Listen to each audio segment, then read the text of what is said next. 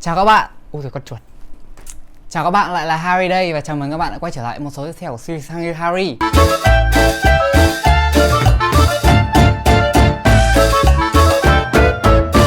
Video hôm nay thì tất nhiên là mình vẫn sẽ về chủ đề ăn uống.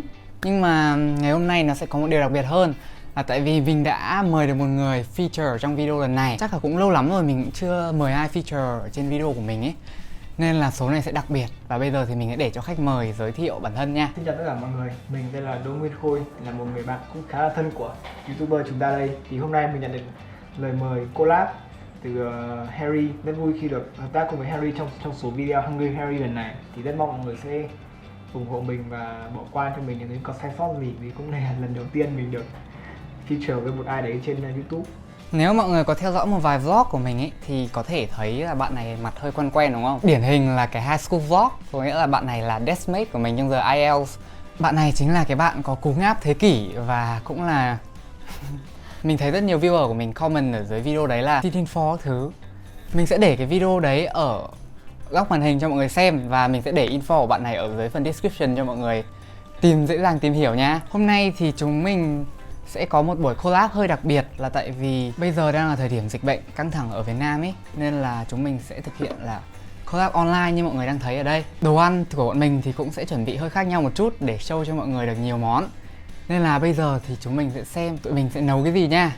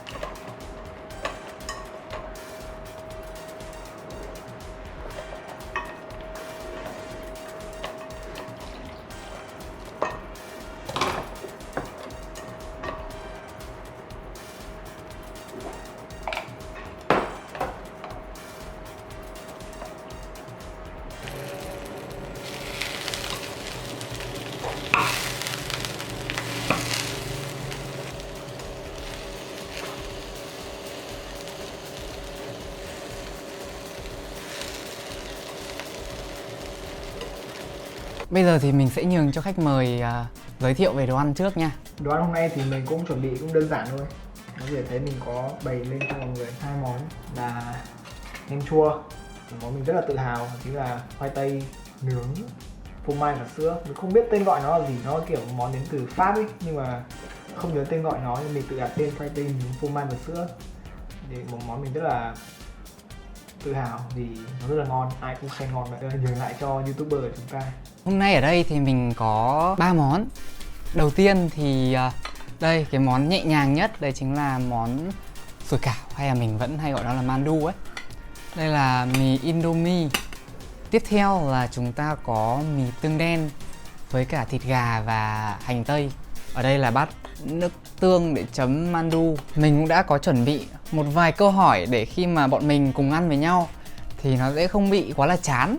Và chúng mình sẽ vừa ăn vừa trả lời ấy, để mọi người kiểu nó sẽ eating talking show ấy.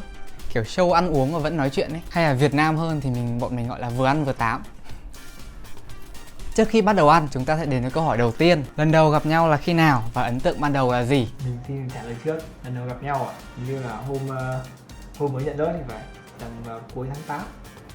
Cuối tháng 8 thì mình có nhìn thấy Harry ở trên lớp, thì cũng khá là bất ngờ khi thấy Harry giới thiệu kênh YouTube riêng của mình. Trong đầu mình nghĩ rằng khá là ấn tượng đấy. Lúc đó thì cũng mới chỉ nghĩ đến thế thôi, cũng chưa có nghĩ gì sâu xa cả.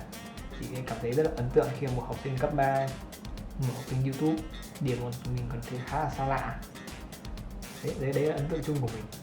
Lần đầu gặp nhau thì bọn mình cùng lớp nên là lần đầu gặp nhau tất nhiên là cái hôm nhận lớp rồi. Cái ấn tượng ban đầu mà mình dành cho Khôi đấy chính là mình nhìn thấy đôi giày của nó rất là chóe. Nó đi một đôi giày đỏ như nhận lớp mọi người ạ. Trông nó chóe lắm. Đẹp mà, mỗi tuổi trông nó hơi cũ tí. Qua màn gọi là tìm hiểu một chút thì bây giờ chúng mình sẽ vừa ăn và vừa trả lời những câu hỏi khác nha. Món đầu tiên mình sẽ ăn là gì? Thế ăn là món khoai tây nướng sữa và phô mai này. Mỗi lần mình gọi theo một tên khác nhau. Mình rất là thèm mì tương đen nên là mình xin phép là mình sẽ ăn mì tương đen trước. Mình mặc áo trắng, mình mong là nó sẽ không rớt ra cái áo của mình. Mời mọi người. Lỡ ăn trước mất rồi. Cứ ăn đi, cứ ăn đi. Cái mì này thì mình để nó cũng bị lâu một chút nên là mình nghĩ nó sẽ hơi bị cứng lại rồi. Xin lỗi mọi người nếu mà mình bới tung nó lên như này và trông nó hơi xấu một chút nha. Quá tự hào món khoai này. Ôi, thế này dễ rơi ra áo lắm. Ngon lắm Harry ạ. Hôm nay phải thử một lần.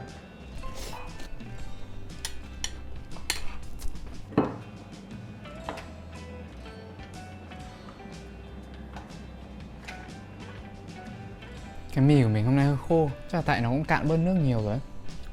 Nhưng được cái là mình có thêm hành tây nên là nó thơm hơn. Đây mình có thịt gà nữa.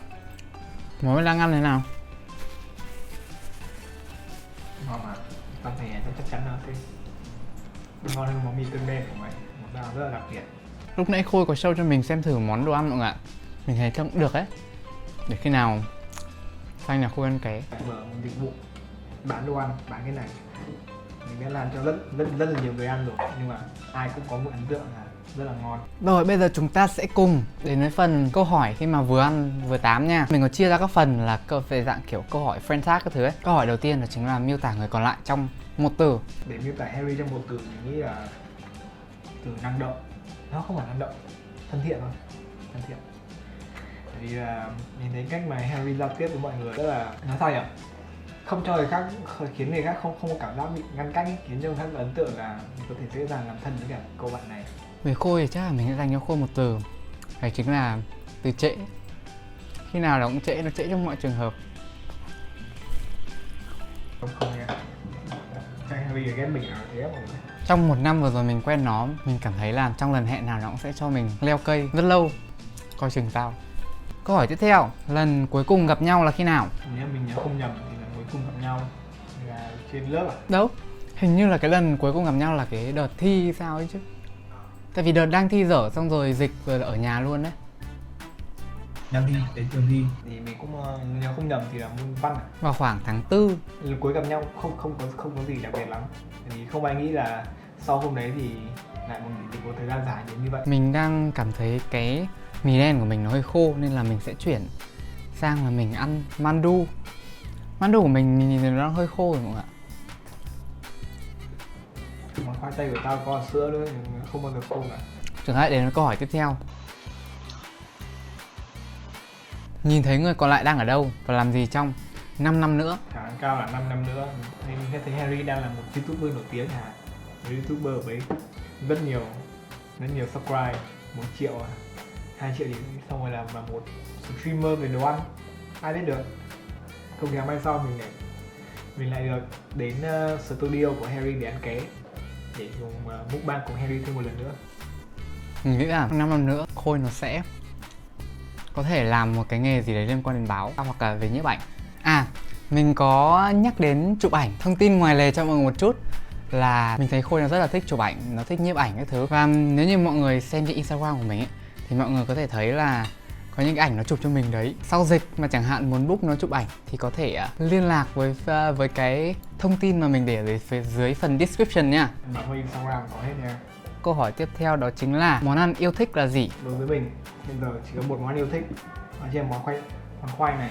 đỉnh cao của đỉnh cao. Món mình thích nhất thì mình nghĩ đấy chính là những thứ đang có ở trên bàn, đấy chính là mì. Chúng ta sẽ chuyển sang một phần câu hỏi mới, đấy chính là câu hỏi This or That. Câu hỏi đầu tiên đấy chính là bạn là người introvert or extrovert? Thì mình nghĩ là nói mình là một người extrovert. Mình không biết là mình theo cái nào nữa, tại vì mình thấy mình cứ ở giữa. Trước đây mình cũng có từng làm thử cái bài test personality thì mình thấy là cái kết quả của nó thì nó cũng hơi giữa. Nhưng mà nếu mà để tự nhận xét bản thân thì mình cảm thấy là mình hơi introvert hơn. Chó hay là mèo? Chắc chắn là 100% là mèo. Mình hiện giờ đang có nuôi 4 con mèo. Mình thích chó hơn. Tại vì kiểu bọn chó chúng nó có cái cách thể hiện tình cảm với người nó khác bọn mèo ấy. YouTube or TikTok? Không, nếu mình không khó lắm bởi vì mình sẽ chọn YouTube. Bởi vì máy mình không có TikTok, mình không có cảm giác thích thú lắm đối với TikTok. Mình thích xem YouTube hơn, mình thích những cái gì nó dài và nó có chứa nhiều thứ hơn ở TikTok. Như mình là mình đang làm cả hai nền tảng. YouTube của mình thì vẫn quan trọng hơn nên là mình sẽ chọn YouTube. Phim ảnh hay là nhạc? Có lẽ mình sẽ chọn về nhạc. Thì mình cũng sẽ chọn nhạc, có thể sống thiếu phim nhưng mà mình không thể sống thiếu nhạc. Android or iOS? Mình nghĩ là iOS sẽ tốt hơn, chọn iOS. Tất nhiên là mình sẽ chọn iOS. Đồ ngọt hay là đồ mặn? Cả hai cái đều ngon. Mình nghĩ sẽ chọn đồ mặn. Chọn đồ mặn. Đồ ăn Á hay là đồ ăn Âu Mỹ? Mình sẽ chọn đồ ăn Á, bởi vì là mình rất thích đồ ăn Việt Nam. Hồi bé mình thích ăn đồ ăn Âu Mỹ hơn, nhưng giờ càng lớn mình cảm thấy ra là ẩm thực Việt Nam rất là phong phú. Tất nhiên mình sẽ chọn đồ ăn Á rồi, tại vì mình quen với cả cái khẩu vị ở đây ấy. Chứ còn như mình thấy là ở đồ ăn Âu Mỹ, thứ nhất là cái khẩu phần ăn rất là lớn, thứ hai là nhiều khi nó bị quá là creamy nên là ăn nó sẽ bị nhanh ngấy. Đây sẽ là câu hỏi về đồ ăn Việt Nam. Phở hay là bún? Bún, nhất là bún bò Huế. Cả nhà mình ai cũng thích ăn bún bò Huế hết, như kiểu một con nghiện bún bò Huế vậy. Mình sẽ chọn phở. Ôi sắp hết phần This or That rồi đấy. Pizza or burger? 100% burger. À không, nhầm, pizza chứ. Pizza nó có nhiều vị hơn đi, và nó phong phú hơn là burger. Mình cũng có chung ý kiến. Tại vì mình thấy là pizza thì người ta có thể cho cái gì lên cũng được. Câu hỏi tiếp theo, cơm hay là mì? Mì, cơm ăn nhiều lắm. Mình cũng sẽ chọn mì.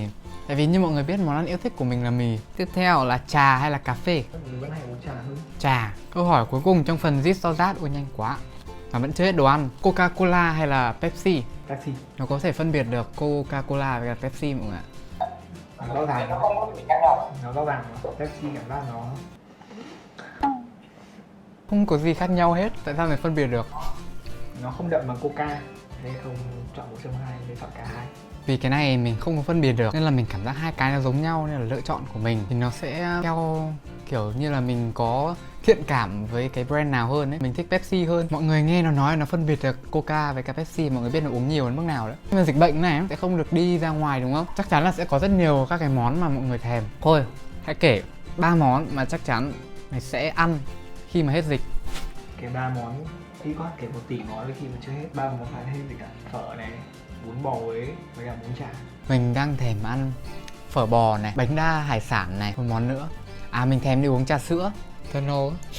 Mặc dù là chỗ đồ ăn này mình chưa ăn hết, nhưng mà vì thời lượng của video mình thấy nó cũng khá rồi, nên là chúng mình sẽ kết thúc cái video ngày hôm nay ở đây nha. Rất mong là cái lần sau sẽ được tiếp tục được gặp mọi người nữa. Mọi người ở nhà thì hãy giữ sức khỏe, tuân thủ quy tắc phòng chống dịch để có thể kết thúc nhanh chúng ta sẽ quay trở lại làm việc bình thường. Và hãy nhớ subscribe cho kênh của Harry. Tạm biệt mọi người.